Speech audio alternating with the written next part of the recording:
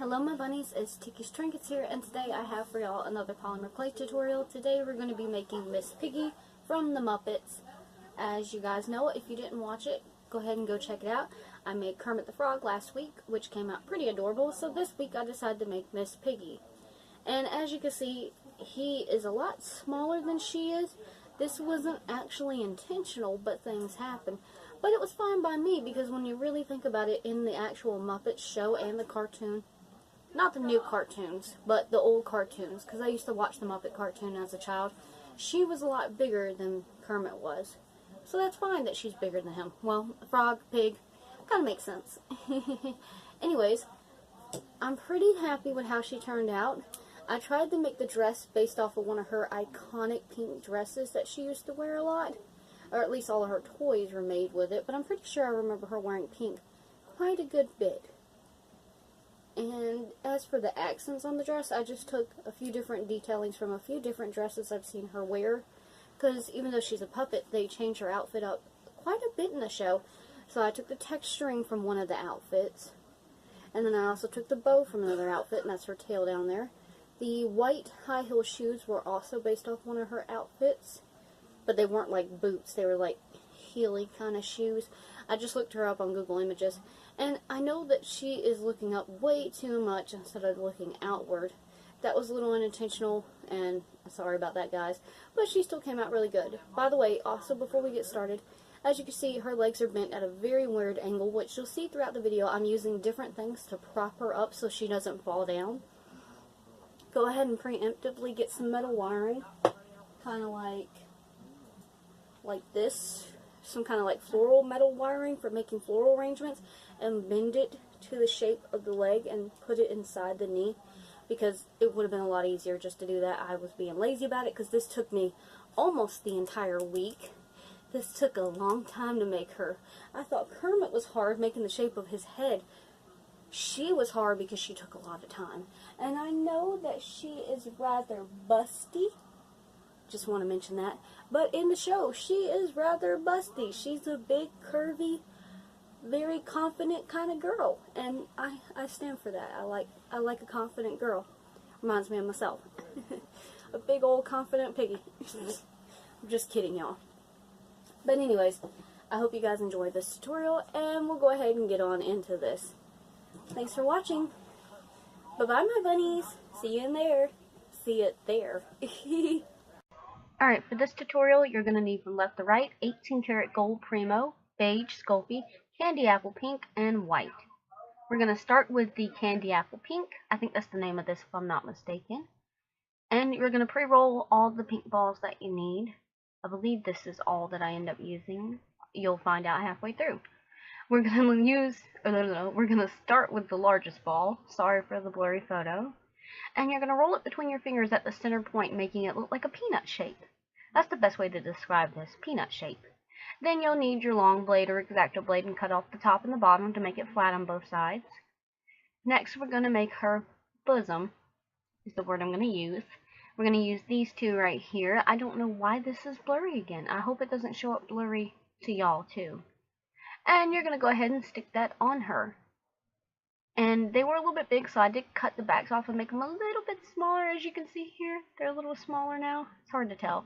Then I took my X-Acto blade and indented the texture, which you might have to go back over that if it gets messed up later, but that's fine. It's easy. Next, we're going to make the bow on the back of her dress. So taking the two balls at the top, I rolled them into teardrop shapes. Then I got my X-Acto blade and rolled them out flat, and they look like this. Then I also took the X-Acto blade to cut the tips off on both of them, and indent the back sides of both of them, like so that they have a more bow-like shape. After that, I took one of my rubber, like nail kind of tools, my clay tool thing, and indented for some more texture on the bow itself. Then I took the other little ball that I had up there and rolled it out nice and flat into a rectangular shape. And then using my long blade, I cut off the sides and the top to make it a nice, more straight rectangular shape. Then I stuck the bow pieces together and wrapped that around. And another blurry photo. What is up with my camera all of a sudden? Ugh. Then after that, I cut off the little triangular pieces on the edges just to make it more bow-esque. But I feel like that was a little bit too much. They could have left it the other way. Either way is fine by you. Whatever you like. Then I just added a little more texture to the center part of it, and then I stuck it on her back. After that, I took my X-Acto blade and I kind of gutted the inside of the dress. I just kind of stuck it around in a circular motion and then just pulled it out. This just makes it easier for her legs to stay in. Next, I got the beige color clay and also pre-rolled all the balls I would need. This is a good bit more, not counting the eyelids and the tail, which I'll do later.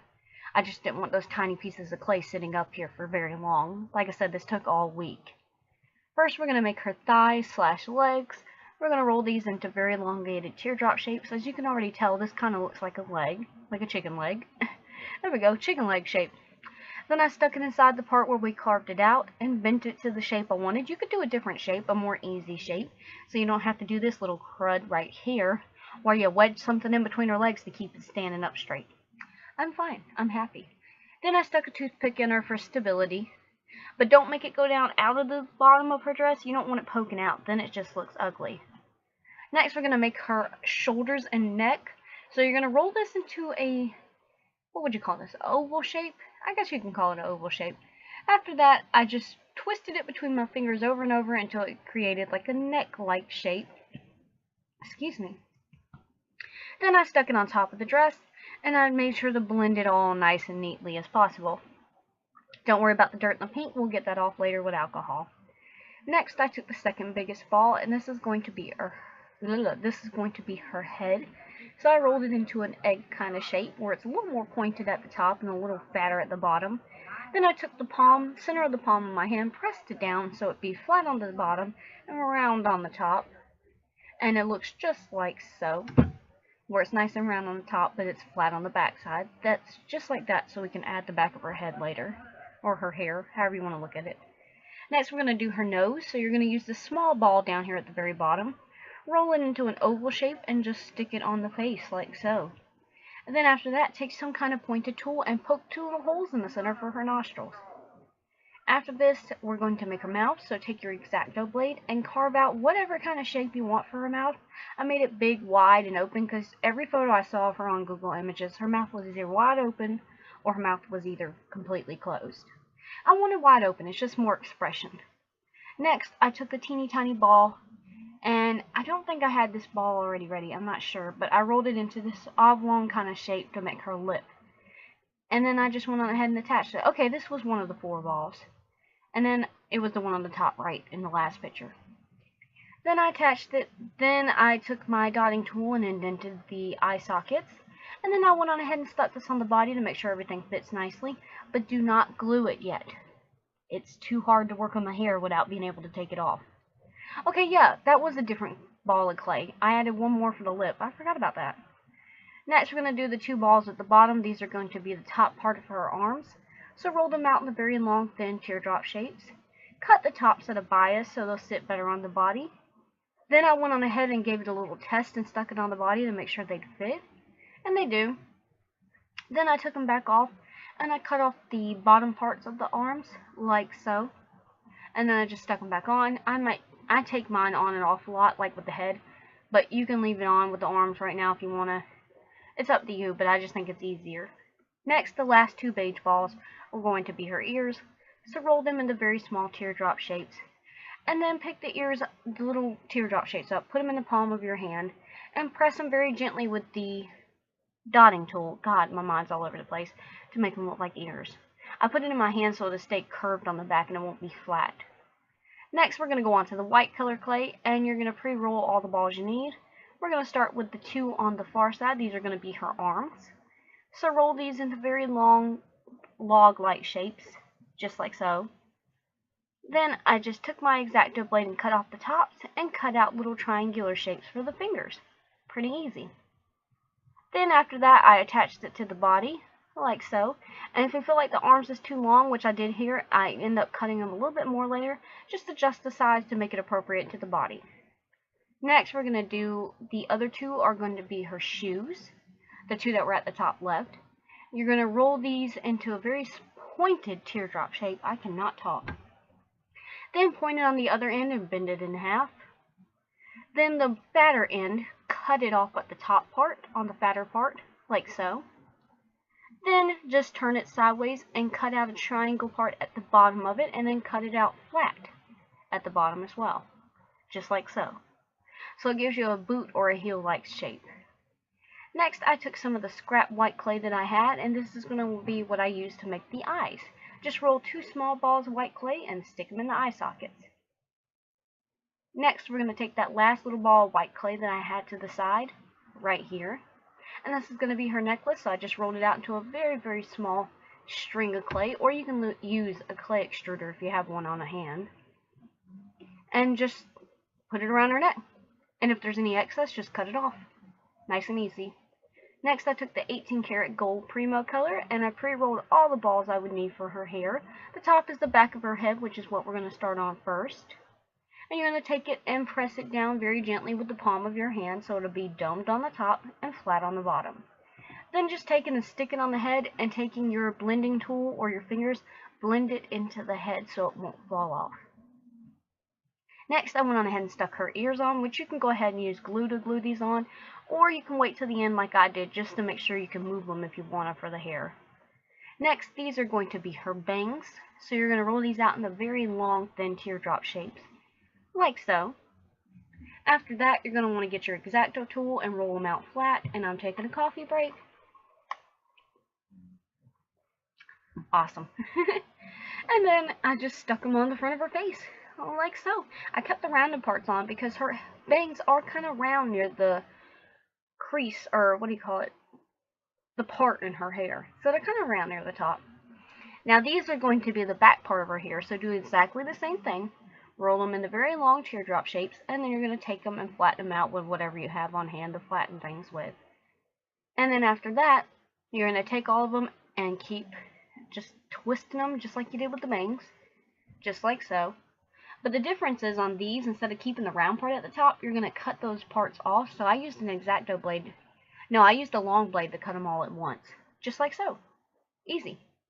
Then just place them on the head wherever you feel like they fit, just like this. And no, we're not going to leave those creases there like that. That's ugly. I just took that little blue tool that I had and I blended it into the head, or used my fingers. Gorgeous now, right?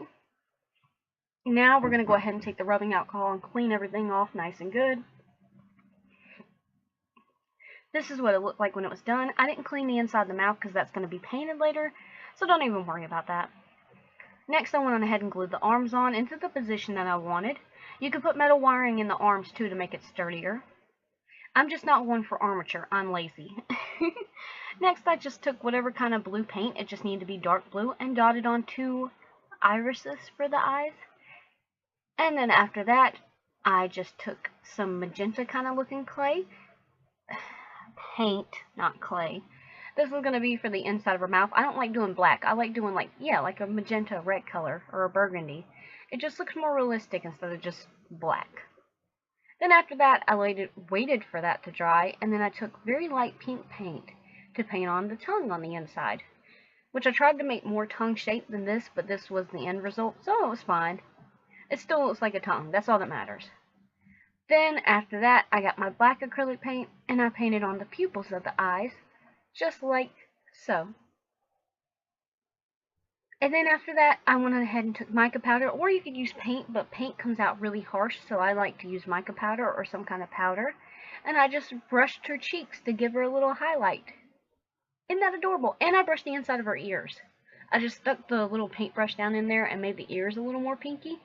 So cute, right? It's the little touches. Alright, here's the beige clay I was talking about earlier. These are going to be for the eyelids and the tail. The 2 small ones, just roll them into oval shapes and then just kind of press them down on the eyes to make them look like her eyes are halfway closed. It might look weird, but that's how her eyes are. Then the tail, I did like the hair, rolled it into a very thin teardrop shape, and then just twisted it and stuck it on the back. I know it's not center, and it bugs me too. I'm sorry, but it was too late. I'd already baked it before I realized it wasn't centered. Then after that, I took black acrylic paint, which you can do this after you bake, but I'm impatient, and went on ahead and painted on her eyeliner / eyelashes. Then I took my green paint to paint her base because I did pink for Kermit, and I painted it green, and I used the heart shape because, you know, we all love Miss Piggy. Ta-da. Then go ahead and bake for 350 in a gas oven for 9 minutes. 12 minutes, and 350 for 9 minutes in an electric oven. Then I used E6000 to glue her to the base, and then polyacrylic floor varnish to glaze her. And then you're done. Thank you guys so much for watching. I hope you guys enjoyed this tutorial. I will see you guys in next week's video, which I don't know what it's going to be yet, but I'll let you know ahead of time. Thank you so much for watching. Bye-bye, my bunnies.